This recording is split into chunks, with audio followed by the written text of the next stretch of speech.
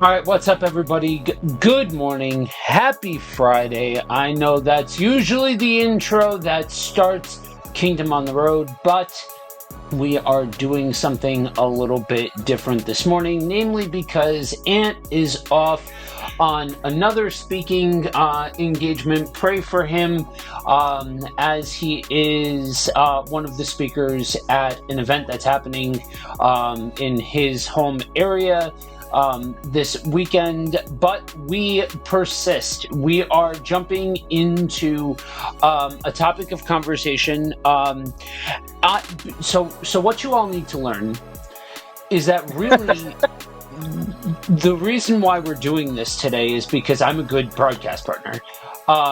Because I finally let Andrew out of his cage and let him run wild as far as this goes, because he's been pestering me to do this for 2 weeks.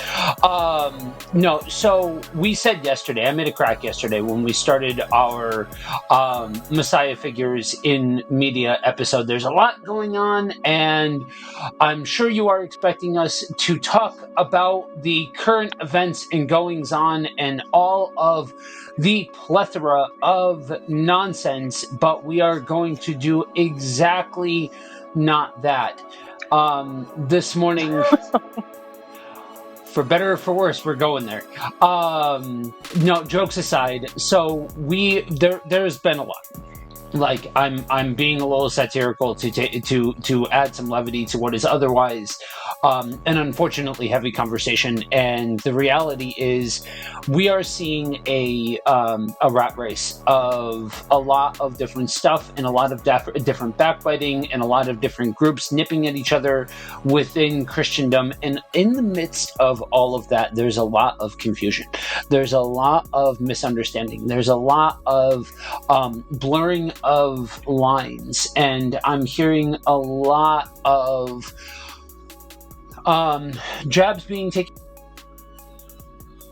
and I'm hearing a lot of discourse, but not a lot in the way of explanation, and that's what we're here to do today. So I am going to turn it over to Andrew to go off, because Lord knows he knows exactly where he wants this stream to go. So, yeah, I mean, we are kind of talking about what's been going on, but we're not. I think is actually a better way of putting it, because it's not just the past week or so that's been highlighting all of this, because this is something that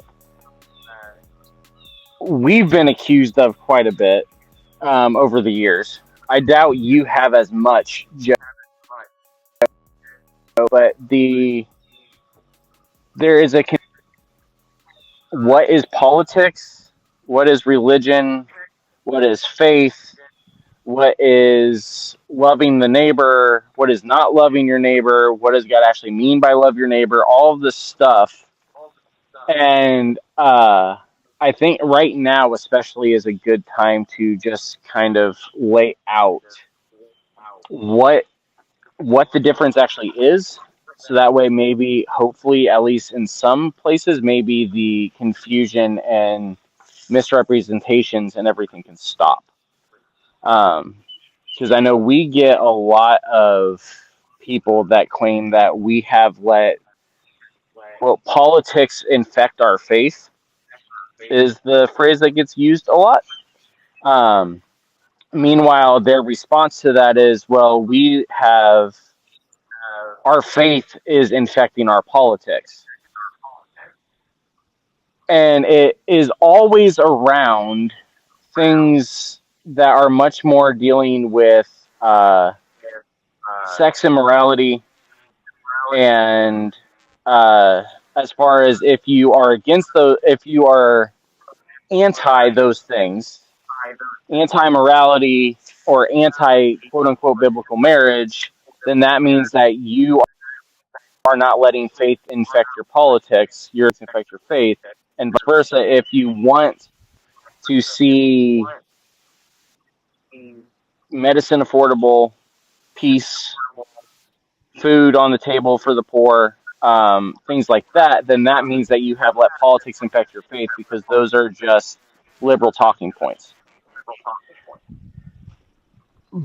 Neither of those are actually correct, and so that's what we want to actually talk about, what it means to what politics are, what faith is, how those two interact, and then ultimately we want to get to the fact that regardless of whether you're somebody that wants to say politics matters, or if you're somebody that says politics don't matter, or if you're somebody that says I don't know where I stand on all of this, ultimately we all should arrive back at that the call of Christ is that we love God and love our neighbor. And so what does that look like?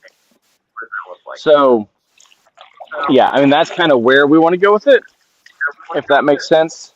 Joe, you're looking like that did make sense, so tell me if I need to stop and define before we move on or not. I mean,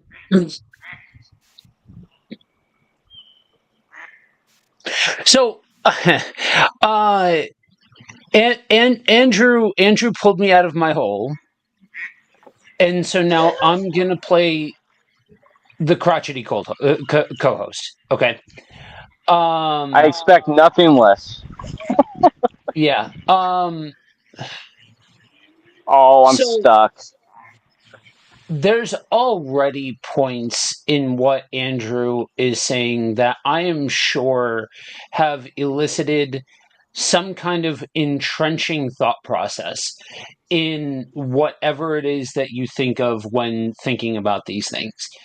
And frankly, my dear, in the words of the great philosophical film Casablanca, when it comes to the whole idea of whether or not you are left, right, or center, frankly, my dear, I don't give a damn. I don't care. That's not the point.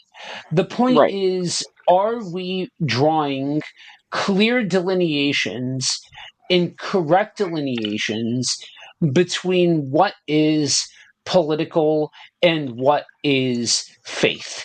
And so when we look at the teachings of Jesus and we look at our political stances, get off your soapbox for 30 seconds of wanting to blast your stance and take in a second of, okay, let's at least authentically separate these things out if you're looking to um state that you are doing such a thing. I guess if you're Yeah. not doing such a thing, I guess whatever. I mean, at least you're being authentic to what you're trying to do. But if you're trying to say that you are separating those two things out, then actually put in the legwork to figure out what is and what isn't. Yeah, and that's part of what the whole point of what we're doing is that the because of the nature of the world that we live in, the everything ends up getting thrown into the left right spectrum for the most part. Um, and that's part of the problem is that we have decided that left right is the political spectrum, and that left means left means one thing, right means another. The reality is that, just not even talking biblically here for a second, just politically, the majority of American history, the rest of the world has always looked at even the most left wing Democrats, liberals, whatever you want to call them, within American politics as right wing. We are very much center right in terms of culture compared to the rest of the world. So that's part of the reason why it's ridiculous to even start using the left right paradigm, because we don't even use it right. But the bigger thing I think is that, again, we have allowed the way that culture talks about this stuff to change the way that we talk about this stuff as believers as well, because we immediately associate certain things as being political now, just because of the fact that we've heard politicians talk about it once or twice. And that's really where I want to start. Hang on, Ashbet, because Gio's got my back in the comment section Oh, because I can't he's see the comments. already Why can't here. I see? Oh, there they are. I got it. Because you're on a lake fishing No, while it's you're doing because it. Anyway, Restream. It's because Restream hates us. Is why I finally found him. it's because you're trying to do it from a phone. Anyway, Geo's in the comment section, What up, and Gio? he's kicking off exactly where exactly what sparked my mind as soon as you started saying what you were saying. First off, what's up, dude? Glad you are with us this morning. Jesus answered, "My king is not, or my kingdom is not an earthly kingdom. If it were, my followers would fight to keep me from being handed over to the Jewish leaders. But my kingdom is not of this world." And then he says, "Geo reporting for mod duties. Glad you are here to And before fight the good fight." we also need to do something also because we he told me about it and then we haven't been on air. But we need to also say congrats to Geo and Panda who are in the comments all the time because they just got engaged recently. So congratulations to them also. I didn't even know you guys were a thing until Andrew told me that. Congratulations, guys! Awesome. And then real quick says, "Well, then Jesus said, 'Give to Caesar what belongs to Caesar, and give to God what is God's.'" Okay, so you're speaking in terms like this is something new, and a lot of times, for those of you that don't know me, I have an extreme love-hate relationship with philosophy. I think there is an upper bound limit to philosophy because eventually it is literally a dog chasing its own tail. It's just, well, what about this? Well, what about this? Well, what about this? At some point in the philosophical journey, we stop caring about getting answers. We only want to ask bigger and Yeah. bigger and bigger and bigger and bigger existential questions. But there is a level, because of my existential heart, that does vibe with me, and it kind of rests with one single statement: there's nothing new under the sun. This is not a new paradigm. This is not because we've No. heard some politician talk about it a couple of times. This is not because of left, right, or center. This is not because of Republican or Democrat. This is not because of the United States. This is a uniquely human issue that if you put more than one side in an equation, immediately there will be tribalism. Immediately there will be side picking. Immediately there will be backbiting. There will immediately be somebody who says, "My way is the best way of doing it." Literally, Jesus was dealing with the exact same thing, just in a different culture, in a different context, with different aesthetics, different laws of the land, and all of that sort of stuff. And so, one thing, even if you didn't mean it, even if you're gonna pull a hamstring trying to paddle your way backward, I want people to hear that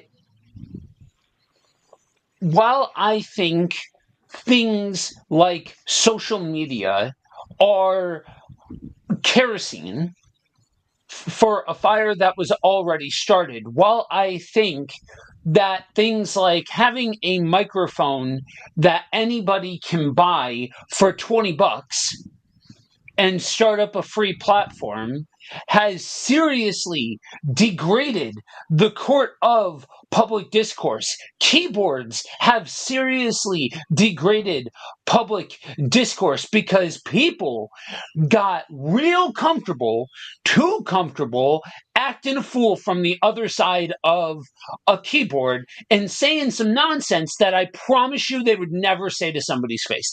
Yes, all of Right. that is true. Absolutely. That being said, though, at the root and core of this whole thing, all we are seeing is the modernization of an age old issue that people will always see. People will always conceive of something that is not of God, say that is of God, and 1000% miss the point. The area that we always reference, what is the area that we always reference when we start talking about the ways that we are called to live as Christians? Matthew 5 through 7. What is Matthew 5 through 7? A reorientation of something that happened a long time before that. So literally, Jesus was doing the exact same thing. And that's the key, is that this isn't a new thing, because that's part of where I was going, is that what we hear a lot of the times is that a lot of this stuff that we talk about a lot, Matthew 5 through 7 specifically, as well as, when, for those that don't know, Joe was with me over on Misfits, 2-3 months ago, and we talked about nonviolence. Last year we did the whole thing on Matthew 25. We are told repeatedly that these are new age liberal talking points, but the reality is that what we are talking about is nothing new. This is stuff that Jesus talked about and talked a lot about, and that not only did Jesus talk about them, the prophets talked about them before Jesus even came on the scene. But now all of a sudden we're being told that this is what politics are, and that what faith is something completely different. And what we're being told is that faith is about morality and making sure people live up to a standard. And that if we start talking about care for the marginalized, care for others, if we use the word justice or oppression, then at that point we are using politics and not faith. And that is where I think one of the biggest, and this is not you, and part of what Joe and I also talked about off air is the fact that this is not this is all one side does this and the other side doesn't. This is coming from both sides of the issue, where we have people conflating politics with faith and faith with politics, and they're accusing the other side of doing it, and they're not recognizing that they've done it as well, because we don't fully grasp what those things actually mean. And that, I think, is where the problem is lying, is that we're using terms that we don't understand.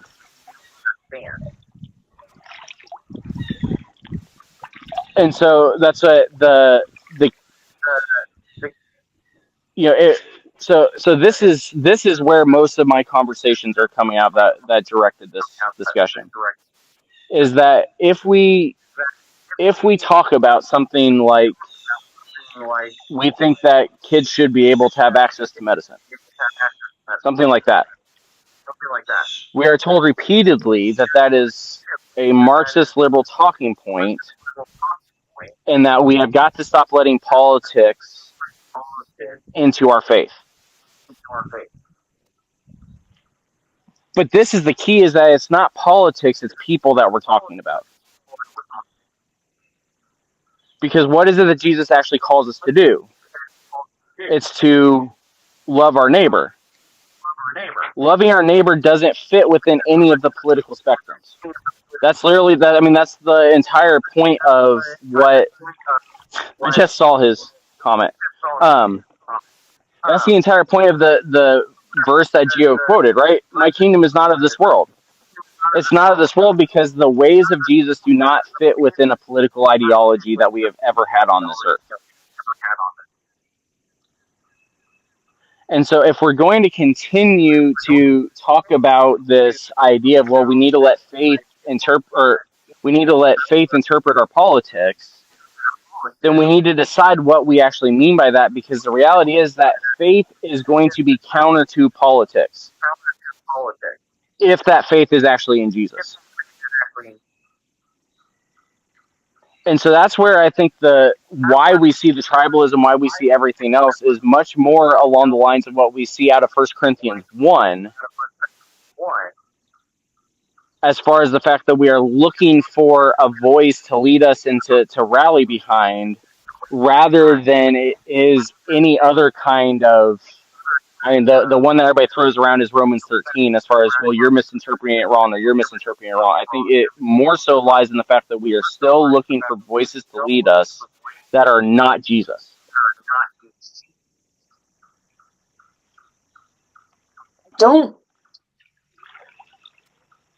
don't know how I feel about about the statement that you made that our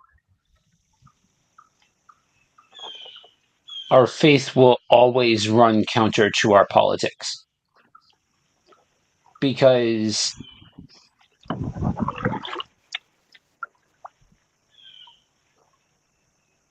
it's not that I don't. I think part of the issue is that we have in on both sides become convinced that they are tied. I don't mean left or right. I mean pro politics and religion, anti politics and religion. I think we both have. I think both sides have become entrenched in this idea um, of this is that they have to have some kind of link to each other, even if it's opposing sides of the magnet, even if their link is that they shouldn't be linked. It's just that, like, okay, sitting on my desk right now, I've got a coffee cup and I've got a mouse. This coffee cup holds coffee, this mouse controls my cursor. They don't do the same thing, they sit on the same desk. That is the only connection point that they have. They are two very different things. That's my point when it comes to the whole faith, and because folks that I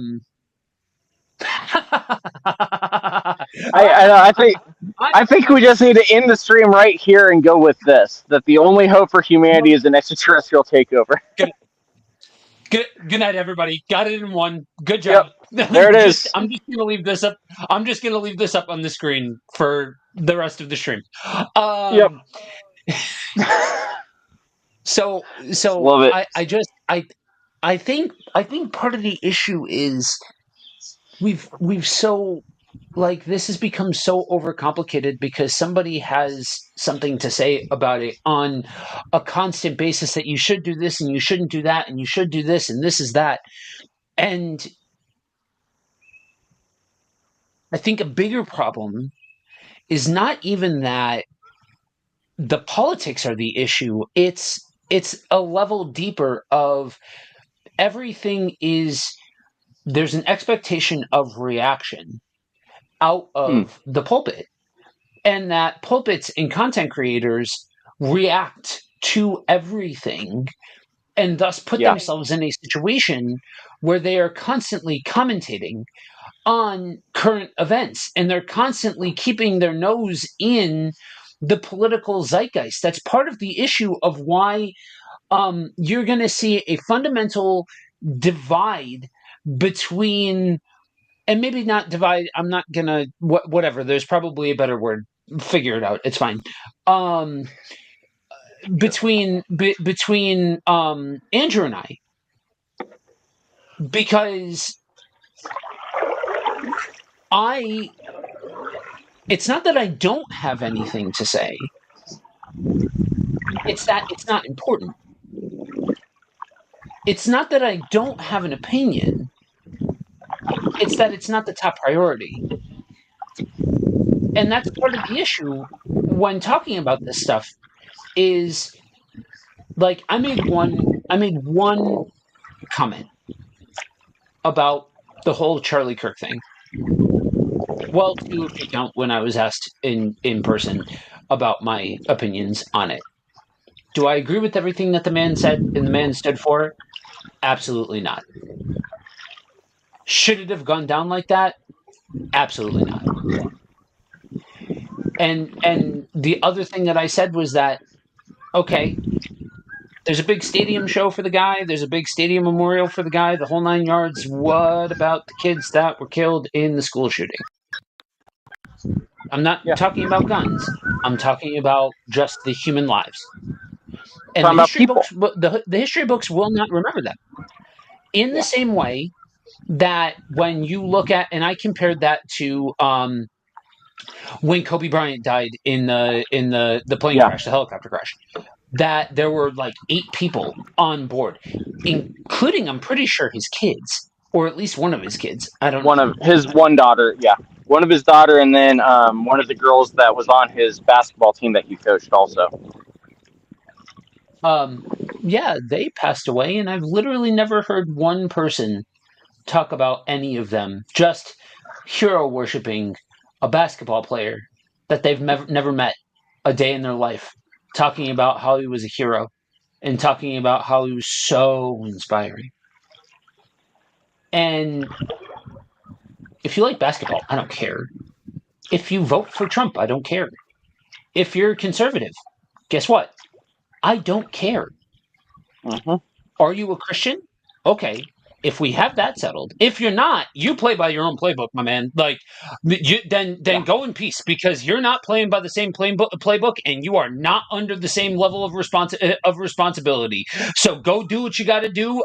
This one's not for you. If you are though, are you living in a way that reflects the teachings of Jesus? We're back to That's the Tootsie Roll center of the Tootsie Pop. And yeah. that's where I think that's where I think a lot of this conversation boils down to is it's the same thing that we've been saying for literally years now on Friday mornings of um there is a fundamental misunderstanding of the teachings of Jesus. That Yeah. for the longest time, it's been about morality. For the longest time, it's been about a to do list. That's why when I teach this class called Navigating Scripture, the first thing that I do, literally the first thing that I do before we open up the Bible, before we start to get into Old Testament, New Testament, the whole thing's one continuous narrative that ultimately leads to Jesus or tools for any of it, the first thing that we touch is mindset. Mm-hmm. It's the mindset that you approach scripture with. Because if you have a compulsion that you need to read X amount or else, you have to do enough or else, you have to be something or else. Doesn't matter how much you read. It doesn't matter how many Sundays you attend. It doesn't matter how much you do or how much you volunteer. You will always be behind the eight ball because shame is a moving goalpost. And that's Yes. where I think a lot of this is born out of that and in inherent fear, an inherent fear of others, Yeah. an inherent fear of the pollution of sin, that something will taint the purity that we can create as Christians. And to that I say, my friend, you think very highly of yourself. Like I don't like look, man, I It's could sit here. I could sit here. Don't get me wrong. I could sit here. To all of you watching right now, I could sit here and I could give you the next hour of the most beautiful sermon that you have ever heard in your whole friggin' life on Matthew 5 through 7. Why? Because I've spent years, and I mean years with an S, studying. literal years. And Yeah. I could say it beautifully, but that's not going to catch anyone's attention who isn't already listening. You know what I mean? And Right. so what so And my goal in that's this isn't so much to be a yes it is to rib Andrew like 1000% because one of my life's joys is getting on the air and ribbing Andrew and making him work for it the entire time. It's so much fun. he, he said that his yesterday he said his love language is sending, reels and stuff like that. His other love or his coping skill though is giving me a hard time. So we've now established both. Yeah, I believe my exact verbiage was sending unhinged meme garbage. I think that was my Yes, exact that's right. Unhinged mean garbage. That's right. That's what it was. My bad. Well, but I think what you've highlighted though is why I said or that the key there is not any of those passages that people like to use when we get into the politics discussion. This is not Romans 13. This isn't even the one that Geo highlighted directly because this is really a First Corinthians 1 issue. Is Christ divided? If Christ is not divided, then why are we having these kind of discussions to where if you vote one way, then you are not a Christian? Or if you believe in this policy, then you are not a Christian. Why do we have that if Christ is not divided? And that's where and I mean you even said there the whole thing with the why you were talking about school shootings and things like that. It had nothing to do with guns. Our concern wasn't the guns. Our concern are there were image bearers that died. that should be where the focus of the church is at. There were image bearers that died. So how can we serve the families? How can we serve the community? How can we serve the state that it happened in? How can we serve the country that it happened in? Real quick, That let me should be throw our this out there. concern. It should be, and now let me throw this out there to the viewing audience. This doesn't usually happen. Usually, we have a much higher percentage of viewers on YouTube, specifically, but a lot of y'all are tuning in right now from Twitch. And Twitch is a different Hey, what's is a up? it's a different kind of place. And first off, let me throw out the old one that we haven't Promote. said in a minute. If you are watching from Twitch, what I need you to do is chime in the comment section. Let us know where you're tuning in from, and you will be entered into a giveaway for a coupon to our merch shop, where you'll be able to get a discount and all of that, and let people know that we are live on Twitch. We are actively trying to grow that because socials and YouTube are becoming increasingly more problematic, and we would rather own our audience on Twitch. And that, friends. That, friends, in case you were wondering, is the look of defeat. That is man being bested by nature, yet again. At least this time you didn't snap his pole. Yes, at least that.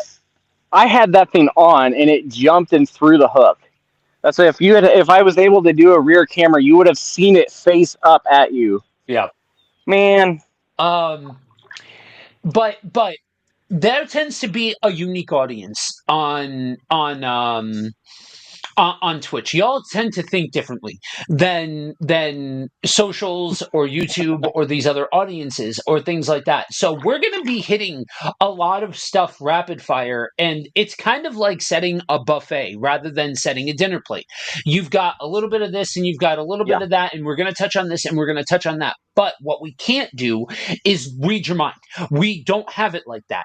And so if there's something that we leave off the buffet table, or if there's a buffet piece that we put out and we just walk past it and keep setting up more, um, tell us to stop. Tell us to hold up and go back to the thing that you've got questions about. Because if we're going to do something like this, the goal is to equip Christians to be able to think through this. I'm not here to tell you how to vote. Yes. I'm not here to tell you. There are more than enough Christian channels that are there to get you pissed off. Their whole thing is to get you angry. And if you know, you know. Yeah, I'm not. You can sit here and get people riled up. All you want to sit here and get people riled up and all of that sort of stuff. That's not helpful. So, the goal here is to help No. you be able to navigate your way through and think critically. That's all we're asking for, is think critically when it comes to these things. Do not take our word for it, but also don't take your pastors, your padres, or your best friend's word for it either. Figure it out for yourself. Yeah. And it's if if if listening to this is something where, like, the stuff we've already just said, the stuff we've already said is something where you immediately are thinking that this is like, oh well, they're telling me how to vote. Yeah. Again, that's where I would say stop for a second and think, why is it that us saying people matter, Christ is not divided, Christ's kingdom is not of this world, why is that something that is triggering this idea for you that, oh well, they're telling me how to vote? Because that's part of what we're getting, is that is part of the dynamic that we have currently and have had for a long time, is that the teachings of Jesus are tied specifically to one style of voting. And that's not, and I've watched that happen universally. So folks that think that Yeah. folks that think that folks that hear me speak about sociological points of view tend to automatically assume that I'm a Democrat. Mm-hmm. I'll shock the world and go ahead and give my stance on government. Piss off. That's my stance on government. Get away from me. Get away from my business. Get away from my money. And that's my stance. And so it's you automatically get put in a box by some when you start talking about caring for people, loving for people, accepting people, the whole nine yards. And because I hear a lot of folks then turn around and say stuff like Jesus was a socialist and and things like that, Yeah. and Jesus would have voted Democrat, or the Democratic side is more in line with um with Jesus's teachings, even if he wasn't what even if he didn't subscribe to the political stance, then he still like sided with that and all of that sort of stuff. um all manner of flavor. Just like I think it's easy to harp on the conservative side because we are seeing a heyday for Christian nationalism. I'm gonna give Andrew all manner of crap if his phone spazzes out because he insisted on being on the No, water. somebody called me, and so it turned off everything. So I had to refresh the page. Anyway, It was scam um, calls causing problems. so it's it's easy to look at this from a particular worldview and say like, Yes. hey, like the conservatives are the problem, the nationalists are the problem, this group is the problem. When in all actuality, what we're talking about isn't so much about this group is the problem as it is we really need to divorce these topics from each other wholesale, like Yeah. not just a little bit, but like literally, like they should never the two shall meet sort of situation, rather Yes. than trying to cooperate those things. And that's why we say it's not a matter of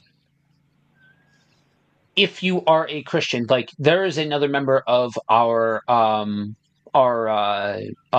Network. network, very like, well, no notes. Like theologically, we tend to jive.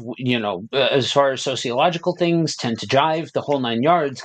And even though I am not going to be the first person that jumps up and has a long dissertation about politics and all of this sort of stuff, I cannot follow him into the area of water that says because we are Christian, we should not be involved in politics. Right. I would draw the line there, even though I choose to generally not be involved in politics until I am dragged out by one of my co-hosts. Um, but this is not a statement piece on what you should or should not be doing, other than No. like we need to move away from, like, it's when you create content online or when you make a post online, generally the idea is you get the most amount of impact out of the least amount of words spoken or typed.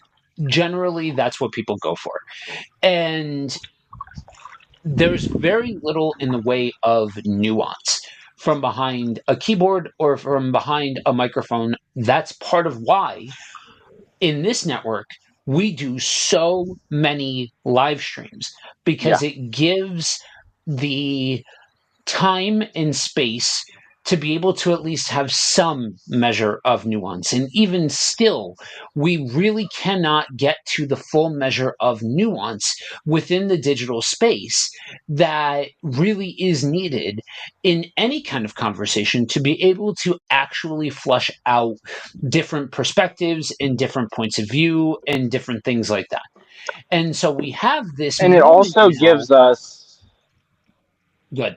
I was gonna say it also gives us, and this is the other thing with it, is that like we said this last week when we were in Samuel, is that it also gives people the opportunity to see people who, yeah, we're content creators, but all of us are pastors. All of us are trained pastors. We're educated in this stuff. We know what's going on. But yeah, it gives people a chance to also see us have to stop and think, because that's part of the issue that we have with the other issue you have with social media. You can type stuff out and erase and edit and have AI check it, and you can do all this other stuff and then post, and you look super confident, but in reality you may be sweating the entire time you're about to post something. But the world thinks you're super confident. Mm. Live streams take that away. It forces transparency. Yeah. Beyond even the nuance, it forces transparency, it forces honesty. And that's what, and really, this is right before my phone cut out. This is what I was going to say. The too long didn't listen version of what we're going to be getting at is love God, love your neighbor. That's it. Like, that's the too long didn't listen. That is what your call is as a Christian, is love God, love your neighbor. So expand that out, because I'm not going to be the person to be able to do it. I'll give you the pastoral version of it 7 days a week, no problem. But when you're talking about, okay, what do I do with um processing my political stance as far as all of this goes, and divorcing that language and all of that? Like, start to unpack the practicality of divorcing those concepts away from like religious language, and like, well, So there's actually, the faith-based perspective, I guess, is a better way of putting it. right. There's actually two ways I can do it. One of them will ruin politics for you forever. The other one is going to be much more, a little bit more nuanced after what we were just talking about, a little bit more nuanced. So I'll start with that one. And then if we want to do the let me ruin politics for you forever as a Christian, I will. I think the biggest piece is doing what we already have talked about, is we've got to stop looking at these issues as political issues, is the first part of it. Beyond just divorcing, divorcing political parties and partisanism and tribalism and all these other things. Stop looking at things as political issues and start looking at them as gospel issues. That really is the key. But to do that requires us to start looking inward first. And we've got to look at this from the love God, love neighbor perspective of, if I love God, then that means that we now are entering into the whole Romans 12 thing, right? We should be seeking out to have our mind renewed by the Spirit towards the will of Christ. And if we're saying that is our goal, that we want a renewed mind towards the will of Christ, then we need to figure out what the will of Christ is. And he's already told us what the will of Christ is. The will of Christ is that he desires that all men be saved. He desires to bring good news to the poor. He desires to set the captives free, both physically and spiritually. He desires to see healing come in every single format, because Christ is God in general, but Christ is a redeemer. Redemption is the goal. Redemption is the will. And so if that is our understanding of the gospel, that is about redemption, is about redemption physically, is about redemption spiritually, it is about seeking out the people that Christ sought out. Now suddenly, when we start looking at these different things, it doesn't matter who made the statement. If they are making a statement that is causing harm to somebody that bears the image of Christ, we should be rejecting that. If they are making a statement that is going to provide relief for someone that bears the image of Christ, then we should be supporting that. Doesn't matter who's saying it, doesn't matter what year it is, doesn't matter what party it was, doesn't matter what logo it has on it. If they are going to say something or push something that is going to better allow us to seek out the will of Christ, which is the redemption of all mankind, and that is about seeking out the prosperity in terms of health, in terms of freedom, in terms of relief from oppression, all these kind of things, it doesn't matter who says it because Christ is not divided. And if Christ is not divided, then when we see someone that is talking about doing something that is going to promote his desire for mankind, that is what we should be focusing on. And so it starts really with us understand. This is why I wrote the piece I did last week of who do you say Jesus is? That really is the starting point, because if your Jesus does not look like the Jesus of the Gospels, you're not going to be able to you're not going to be able to do this stuff. You're not going to be able to divorce it out, because if your Jesus is not looking like the Jesus of the Gospels, you are going to wind up still wearing the hat of a political party or ideology of the earth. Yeah. No, I'm curious because I've got my own. Am I still muted? No, I'm No, you're not. okay. You're good. Um, I've got my own version of let me pop the bubble for folks, and let me be the wet blanket on people's parade. But I'm curious to know what your let me ruin politics for you perspective is. All right, so I already know what a lot of the response is going to be, because it's the same response we get when we do this level of really it is an if then type of statement, just like we do with nationalism. So I already pulled it up. One of the definitions, the accepted definition from the Oxford Dictionary, which is actually technically speaking the globally recognized English dictionary that people seem to forget that that's actually technically the official one. Although shout out to Webster's social media team, because you guys have been killing it lately. They're on Um, one right now. oh Their man, social it is. media team is locked in right now. Yes, quick sidebar, if you are on social media and have not gone to Merriam-Webster's social media accounts, do it. Once we're done, go check them out because they are on fire right now. But Yeah. all that to say, this is the definition of politics out of Oxford.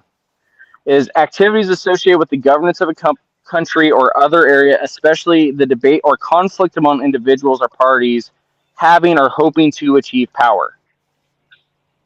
And then the second definition with it is activities within an organization that are aimed at improving someone's status or position and are typically considered to be devious or divisive. So the definition of politics is seeking power, being devious, being divisive. You can't do that and say that you are following after the will of Christ.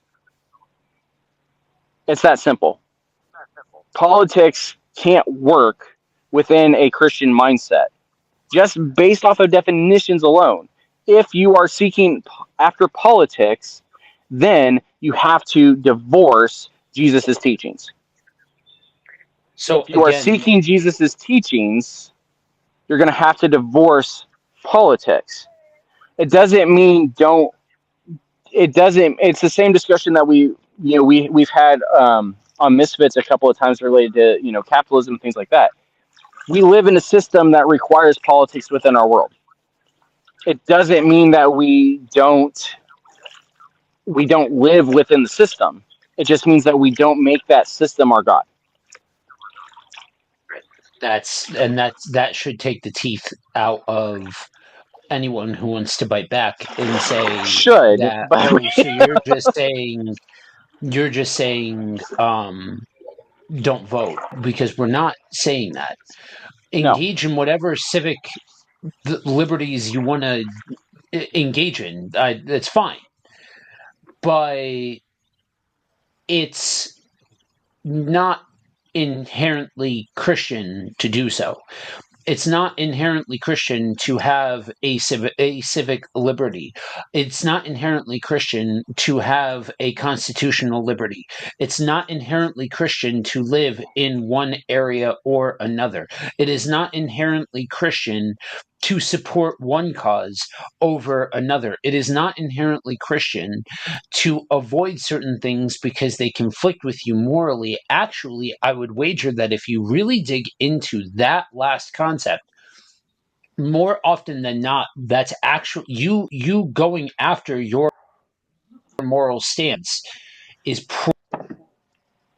probably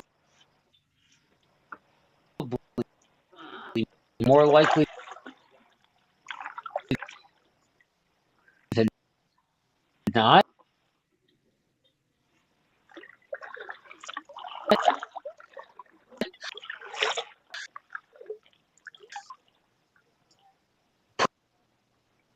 Uh-oh.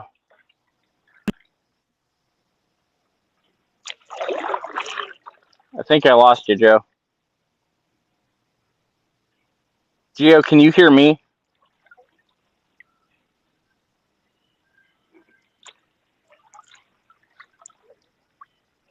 You're doing the remix. Are you able to hear me, Gio? Okay. So we lost Joe, not me, and we have proof of that. I just want to point that out, that even though I'm on the boat in the middle of the lake, it was not me that we lost that time. One thing I will, because Joe did his, I'll add mine, because this is part of the other thing that we run into. One of the other things that you got to consider when you have this kind of discussion is, what is it that God has called you to do personally as well?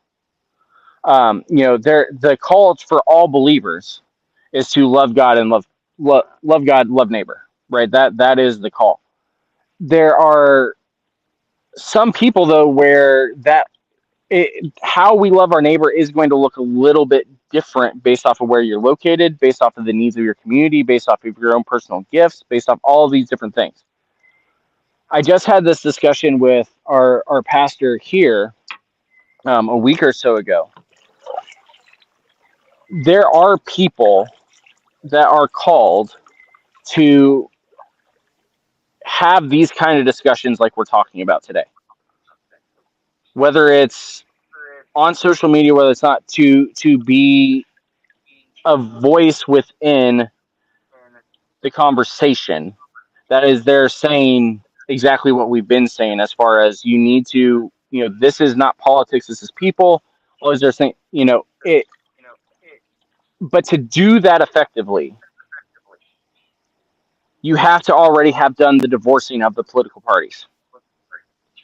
You cannot be tied to the stuff that we've been talking about and be able to then go and say, oh, I'm going to go enter this arena and be able to say and do it effectively. If you are still attached to the parties or the paradigms or whatever you want to call it, if you have not done the work that we talked about before, you are not going to be able to effectively go into these kind of places without it causing division, rather than doing what we've talked about before, which is Christ divided? No. So why are we having division within the church? Who is it that you say Jesus is? Asking people the question of that. One thing that, because Joe mentioned his take on it. I'll be transparent for a second as well with mine on it, as Joe tries to figure out why he keeps cutting out. I have never actually voted for a federal level official. I have voted for local, I have voted for state, but I have intentionally left the federal level officials blank. Part of the reason that I am doing that is because of the fact that it is something that I have felt God calling me to do, because if I put a check mark next to one of those names, it is going to potentially be something that is going to cause me, and this is a personal thing, this is not a everybody does it thing, that's why I'm saying it, this is a personal thing between what God has called me to do versus other people. Me putting a check mark next to the name potentially undoes everything that I have been working towards. Now, that does not mean that everybody is called to that. It does not mean that we're out here telling you not to vote. It means that before you start to actually try to do any of the kind of work online or in person, even in this area, you've got to have done the work that we talked about at the beginning, which is to start to look inward and say, am I loving God in the way that I am approaching this stuff? Is this a kingdom-centered, Christ-centered perspective on the world that I have based on the way that I am interacting with political discourse and everything else? Because if it's not, we have a problem. And then once you do that, then the next step of that, like we said, it's the Romans 12 stuff of renewing our mind. It's a seeking out the will of Christ, all of that. And then once that has happened, then it becomes is my political views something that is to benefit me, or is it to benefit my neighbor? Because the call of a Christian, oh, I missed him. Oh, maybe, yeah, I missed him. The call of a Christian, we talked about this a few seasons back on Misfits. When we are dealing with politics and voting and things like that, the call of a Christian is to seek the the the benefit, the prosperity, the comfort of others, not ourselves. So that does mean sometimes that the proper way to look at some of these issues is going to be something that seems to be self-defeating, something that puts us in a bad spot. And if we are still tied to politics, like we said, that is about seeking power and is about being devious and dishonest, it's going to be very hard for us to be able to say, I would rather see this person succeed than myself. But if we are tied to the will of Christ, Philippians 2, then we are going to be able to say they are greater and their interests matter more. Because that is what Christ has done for us, is that he humbled himself and sought out the interests of us rather than seeking his own glory and power. Welcome back, Joe.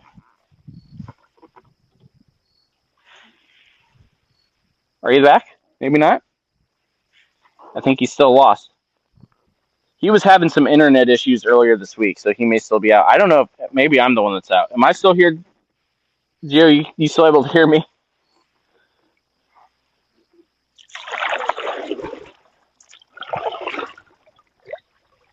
Oh, maybe I'm the one that's out. Oh, I'm still here. Okay. So, with all of that, while we wait for Joe to regroup, is there any comments, questions, anything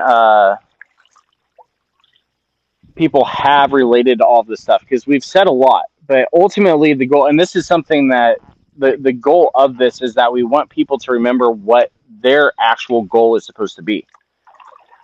Which the goal of the church, the goal of Christianity is to seek out the kingdom of God. Seek that first, and then seek out the well-being of others.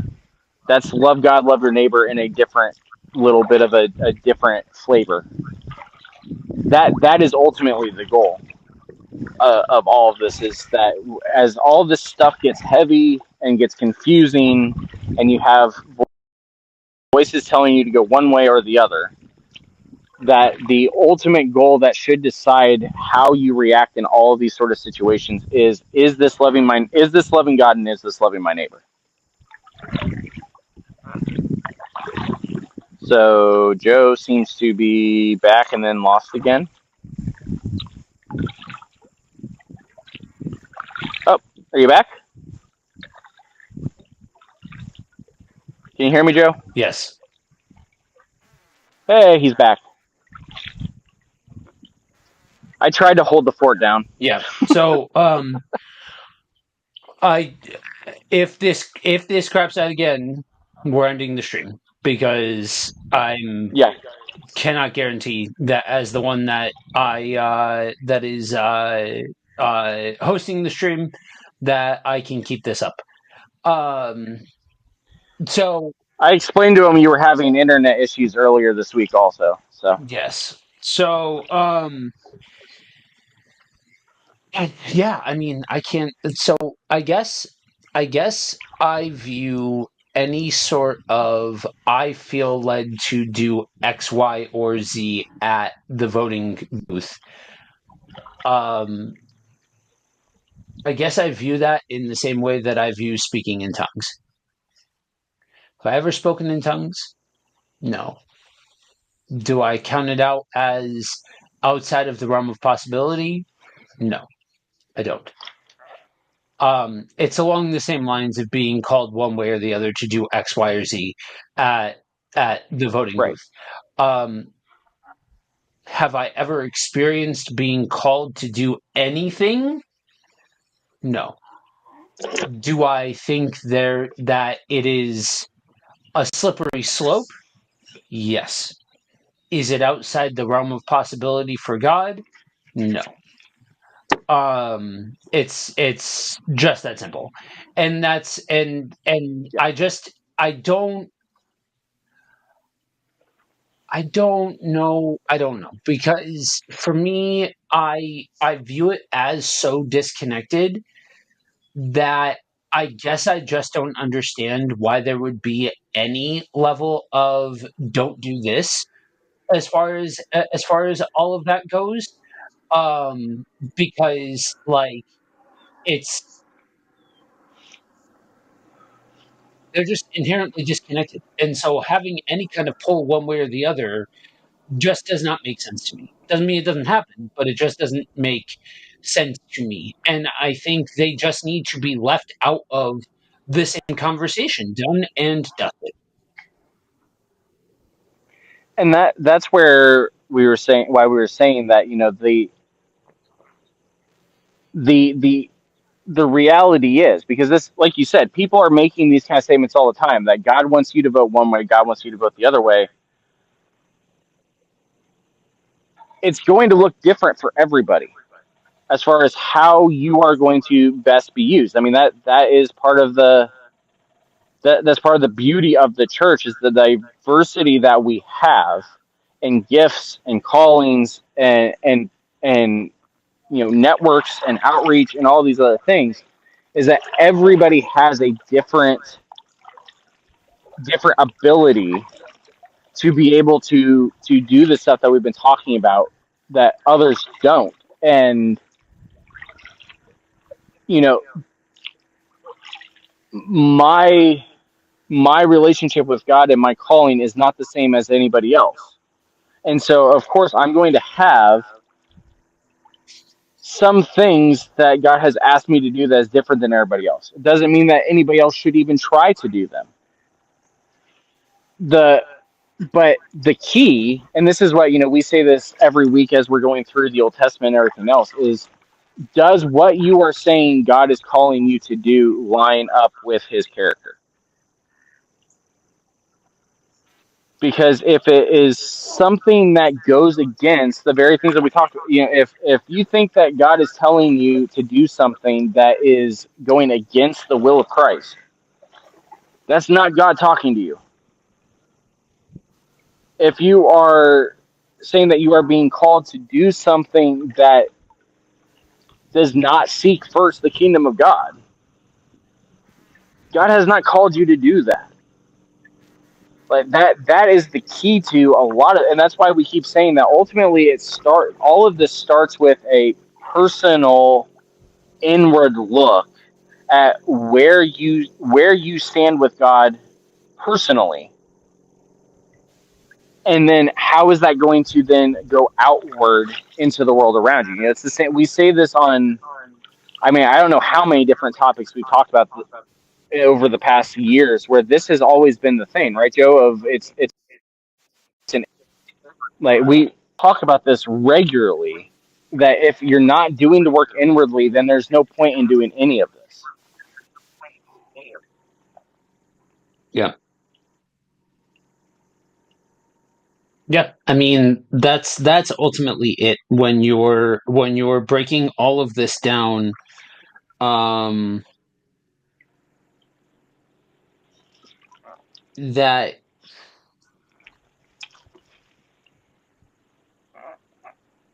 the relationship that we have with God is so much.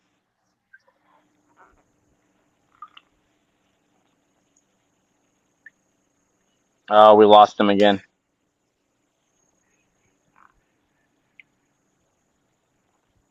All right, so we're probably going to be shutting the stream down here because I think we've lost Joe again. Um, yeah, ultimately, that this is really where we're at, is that what we are saying God is calling us to do in the midst of all of these different things. Ooh, I might have a fish here. Let's see. Nope. What God has called us to do in the midst of all of this different stuff is the same. It doesn't matter if it's politics or what it is. It's the same goal at the end. It's the same call at the end. We are God does not change based off of who is in office or what the political situation is. The call is the same regardless. It doesn't matter. This is part of what happens also when you finally are able to divorce the idea that God is attached to a party or God is attached to a policy or all these different things, is that you're able to say that regardless of who comes to power, it doesn't change anything for me because my goal still stays the same. God still stays sovereign on his throne. And we just have to then go out and do the work based off of what we are seeing around us.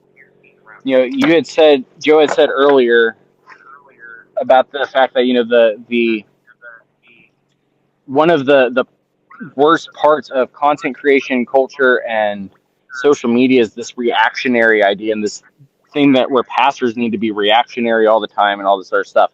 The one place where we in some cases do need to be reactionary is we need to be intentional about seeing what the needs are of the people around us so that we can respond and respond to the need, not to the person. And what I mean by that is we're not responding based off of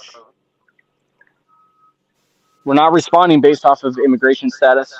We're not responding based off of political party. We're not responding based off financial status. We're not responding based off of any of these other things. We are responding to everybody as the fact that they are image bearers that are in need. And Christ has already told us what we are supposed to do when there are image bearers in need, and that is to give them the water, give them the food, give them more than what they ask for, visit them when they are in prison, welcome in the stranger. All these things that we see from Matthew 5 through 7, Luke 4, Luke 6, Matthew 25, Matthew 19, Acts, the entire book, like, that is how we are to respond to everyone, because everyone bears the image of God. Yep. There's a bat swimming right by me. I'm going to try to get it.